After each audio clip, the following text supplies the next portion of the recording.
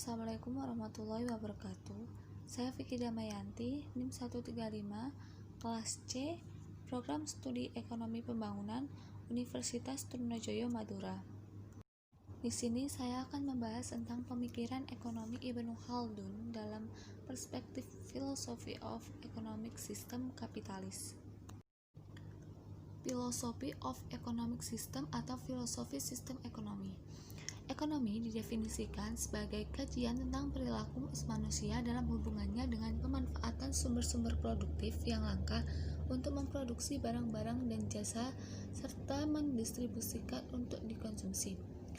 Atas dasar ini, kehidupan ekonomi sangat dekat dengan perilaku hidup manusia dan menarik perhatian para pemikir kontemporer untuk mengkajinya, baik ditinjau dari sisi teoretik maupun praktisnya. Dalam lintasan sejarah umat Islam didapati banyak sekali tokoh yang membincangkan persoalan ekonomi yang secara sosiologis turut membangun teori-teori atau konsep ekonomi. Salah satu di antara para pemikir muslim tersebut ialah Ibnu Khaldun. Siapa itu Ibnu Khaldun? Nama lengkap beliau adalah Abd ar-Rahman bin Muhammad bin Khaldun al-Hadrawi yang dikenal dengan panggilan Waliyuddin Abu Zaid Qadi al-Qudat. Ia lahir tahun 732 Hijriah di Tunis. Ia bermadhab Maliki, muhadis al-hafidz, pakar ushul fiqh, sejarawan, pelacong, penulis dan sastrawan. Ibnu Khaldun merupakan tokoh pemikir yang mahir dalam berbagai bidang kajian, baik politik, sosial, filsafat, sejarah maupun ekonomi itu sendiri, sehingga tidak berlebihan jika pemilihan nama Ibnu Khaldun sebagai salah satu pencetus teori ekonomi sangatlah layak dikemukakan. Riwayat pendidikan Ibnu Khaldun. Ibnu Khaldun dibesarkan keluarga ulama dan terkemuka. Dari ayahnya ia belajar ilmu qiraat, sementara ilmu hadis, bahasa Arab, dan fikih diperoleh dari para gurunya. Di usia muda, Ibnu Khaldun sudah menguasai beberapa disiplin ilmu Islam klasik, termasuk ulum aqliyah, yaitu ilmu-ilmu kefilsafatan, tasawuf, dan metafisika. Di bidang hukum, ia mengikuti mazhab Maliki. Samping itu semua, ia juga tertarik pada ilmu politik, sejarah, ekonomi, geografi, dan lain-lain. Karya Ibnu Khaldun. Karya-karya Ibnu Khaldun termasuk karya-karya yang monumental. Ibnu Khaldun menulis banyak buku, antara lain Syarh al-Burdah, jumlah ringkasan atas buku-buku karya Ibnu Rushd, sebuah catatan atas buku mantik, ringkasan kitab al-Mahsul karya Fakhr al-Din al-Razi, sebuah buku lain tentang matematika, sebuah buku lain lagi tentang ushul fiqh, dan buku sejarah yang sangat dikenal luas. Salah satu karya fenomenal Ibnu Khaldun adalah kitab Al-Muqaddimah yang selesai penulisannya pada November tahun 1377. Pemikiran ekonomi Ibnu Khaldun yang dalam lintasan sejarah perekonomian dunia dapat disejajarkan dengan pemikiran para tokoh ekonom modern, yaitu dalam aspek persoalan ekonomi, usaha pribadi dan perusahaan umum, mata uang, dan perpajakan. Persoalan ekonomi. Motif ekonomi timbul karena hasrat manusia yang tidak terbatas, sedangkan barang-barang yang akan memuaskan kebutuhannya itu sangat terbatas. Sebab itu memecahkan soal-soal ekonomi haruslah dipandang dari dua sudut, yaitu sudut tenaga dan sudut penggunaannya. Pembagian yang seperti ini didasarkan kepada beberapa perkara yang terpakai di dalam kitab suci Al-Quran. Misalnya perkataan Lesyah dalam surat Al-Haqqah ayat 2126 dan Al-Qari'ah ayat 727. Mengenai penentuan harga dilakukan oleh kekuatan-kekuatan pasar, yaitu kekuatan permintaan dan kekuatan penawaran. Pertemuan permintaan dengan penawaran tersebut haruslah terjadi secara rela sama rela. Pada tingkat harga tersebut, tidak ada pihak yang merasa terpaksa untuk melakukan transaksi pada tingkat harga tersebut. Hal ini sesuai dengan apa yang disampaikan dalam Al-Quran yang artinya, "Hai orang-orang yang beriman, janganlah kamu saling memakan harta sesamamu dengan jalan yang batil, kecuali dengan jalan perniagaan yang berlaku dengan suka sama suka di antara kamu. Dan janganlah kamu membunuh dirimu, sesungguhnya Allah adalah Maha Penyayang kepadamu." Quran berdasarkan surat An-Nisa ayat 29. Ibnu Khaldun menekankan bahwa kenaikan penawaran atau penurunan permintaan menyebabkan kenaikan harga. Demikian pula sebaliknya, penurunan penawaran akan menaikkan permintaan dan akan menyebabkan penurunan harga. Penurunan harga yang sangat drastis akan merugikan pengrajin dan pedagang serta mendorong mereka keluar dari pasar, sedangkan kenaikan harga yang drastis akan menyusahkan konsumen. Selanjutnya yaitu usaha pribadi dan perusahaan umum. Dalam surat Al-Rum ayat 41, Allah menegaskan bahwa dunia dipenuhi oleh kebinasaan dan dihancurkan di daratan dan di lautan karena perebutan dan persaingan ekonomi antara manusia. Hal ini dengan jelas diuraikan oleh Ibnu Khaldun sebagai bagian dari proses ekonomi yang berjalan sesuai atau seiringan dengan kehidupan umat manusia. Pada masa itu, kalaupun ada perdagangan hanyalah dijalankan secara tukar-menukar. Tapi bagian kedua dari kedua sudut itu, yaitu tamawul dan kasab, sudah merupakan usaha ekonomi. Bukanlah lagi kebutuhan sendiri yang menjadi soal, tetapi pokok pertimbangan diletakkan pada kepentingan orang banyak yang memerlukan barang itu. Bagi pengusaha, bukan barang-barang itu yang diperlukan, tetapi nilai dari pekerjaan atau barang-barang yang dikerjakan. Dalam bagian ini, ekonomi sudah menginjak pada masa modern, bukan lagi tukar-menukar barang, tetapi berjual beli atau seumpamanya. Menurut Ibnu Khaldun, harga suatu produk terdiri dari 3 unsur, yaitu gaji, laba, dan pajak. Gaji adalah imbalan jasa bagi produsen, laba adalah imbalan jasa bagi pedagang, sedangkan pajak adalah imbalan jasa bagi pegawai negeri dan pengusaha. Mata uang. Ibnu Khaldun hidup di zaman di mana mata uang sudah menjadi alat penghargaan. Pada masa itu, ia sudah membicarakan kemungkinan yang bakal terjadi tentang kedudukan yang selanjutnya dari mata uang.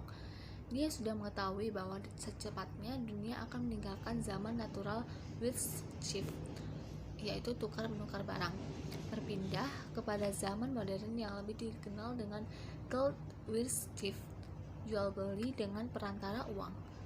Dalam zaman baru itu, emas dan perak akan menempati tempatnya menjadi ukuran nilai, dan mungkin ada waktunya juga harga itu diganti dengan uang kertas sebagaimana yang terjadi pada masa kita ini. Perpajakan. Ibnu Khaldun menganjurkan keadilan dalam perpajakan. Pajak yang adil sangat berpengaruh terhadap kemakmuran suatu negara. Kemakmuran cenderung bersirkulasi antara rakyat dan pemerintah, dari pemerintah ke rakyat, dan dari rakyat ke pemerintah, sehingga pemerintah tidak dapat menjauhkan belanja negara dari rakyat karena akan mengakibatkan rakyat menjauh dari pemerintah. Uang yang dibelanjakan oleh pemerintah berasal dari penduduk melalui pajak. Pemerintah dapat meningkatkan pengeluarannya hanya dengan meningkatkan pendapatan dari sektor pajak. Akan tetapi, tekanan fiskal yang tinggi akan melemahkan semangat orang dalam bekerja dan berakibat timbul siklus fiskal. Pemerintah memungut pajak kecil dan penduduk memiliki laba yang besar. Pada gilirannya mereka semangat untuk bekerja, namun kebutuhan pemerintah serta tekanan fiskal akan naik. Selanjutnya yaitu sistem ekonomi kapitalis. Kapitalisme merupakan bagian dari gerakan individualisme. Gerakan ini juga menimbulkan dampak dalam bidang yang lain. Dalam bidang keagamaan, gerakan ini menimbulkan reformasi. Dalam hal penalaran melahirkan ilmu pengetahuan alam. Dalam hubungan masyarakat memunculkan ilmu-ilmu sosial. Dalam bidang ekonomi melahirkan sistem kapitalisme. Dalam sistem kapitalis dapat dilihat melalui beberapa aspek, seperti prinsip bekerjanya mekanisme pasar, bidang produksi, struktur harga, dan tingkat konsumsi. Di dalamnya terkandung pengertian bahwa kapitalisme adalah sebuah sistem sosial yang menyeluruh, lebih dari sekedar tipe tertentu dalam perekonomian. Sistem ini berkembang di Inggris pada abad 15 Masehi dan kemudian menyebar luas ke kawasan Eropa Barat Laut dan Amerika Utara. Prinsip bekerjanya mekanisme pasar menurut sistem ekonomi kapitalis. Prinsip bekerjanya mekanisme pasar menyebabkan terjadinya persaingan. Persaingan terjadi antara penjual barang-barang yang serupa untuk menarik kembali antara pembeli untuk mencapai barang-barang yang mereka inginkan, antara pekerja untuk memperoleh pekerjaan, antara pihak majikan untuk memperoleh pekerja, antar pembeli dan penjual sumber-sumber daya untuk mencapai syarat yang sebaik-baiknya. Dalam bentuknya yang paling sempurna, pasar bebas menunjukkan ciri-ciri pembeli dan penjual dalam jumlah cukup banyak yang menyebabkan mereka tidak dapat mempengaruhi harga barang yang bersangkutan. Kemudian kebebasan para pembeli serta penjual yang tidak terhalangi oleh pembatasan-pembatasan ekonomi atas permintaan dan terciptanya kelangkaan oleh karena adanya benturan antara kebutuhan manusia yang tidak terbatas dengan terbatasnya barang-barang ekonomi yang tersedia dalam usaha. Menjembatani hal tersebut adalah dengan jalan menambah jumlah produksi barang dan jasa sebanyak-banyaknya agar kebutuhan manusia yang tidak terbatas dapat diperkecil. Bidang produksi. Harga menentukan siapa saja produsen yang boleh masuk dalam area produksi dan siapa saja yang tidak boleh masuk atau keluar dari area produksi. Struktur harga dengan sendirinya akan mengatur dan menyaring produsen berdasarkan tingkat kemampuan produsen dalam menanggung biaya produksi. Ketika beban biaya produksi masih dapat ditanggung produsen yang mungkin disebabkan oleh masih banyak persediaan modal yang dimiliki produsen tersebut, atau karena kemampuan inovasi produsen dalam mengelola manajemen yang efisien dan kualitas produksi yang memenuhi standar pasar, atau juga disebabkan karena produsen tersebut melakukan praktek tidak fair dengan merusak harga pasar, monopoli, atau praktek-praktek curang yang membuat produsen saingannya terlempar dari area produksi. Harga. Struktur harga sebagai titik pertemuan antara penawaran produsen dan permintaan konsumen merupakan metode distribusi dalam sistem ekonomi kapitalis. Pertemuan antara tingkat harga yang berlaku di pasar dengan keputusan konsumen untuk membeli barang dan jasa merupakan sarana penyaring mana barang yang laku dan tidak laku. Kedua keadaan tersebut memiliki konsekuensi masing-masing. Konsekuensi pertama terhadap barang yang laku di pasaran adalah kemungkinan keuntungan yang diperoleh produsen. Pada saat produsen untung, ia akan memutuskan apakah tingkat produksi tetap ataukah dinaikkan. Kemudian, konsekuensi kedua terhadap barang yang tidak laku di pasaran adalah kemungkinan kerugian yang dialaminya, maka ia tetap melakukan produksi meskipun dengan menurunnya tingkat produksinya.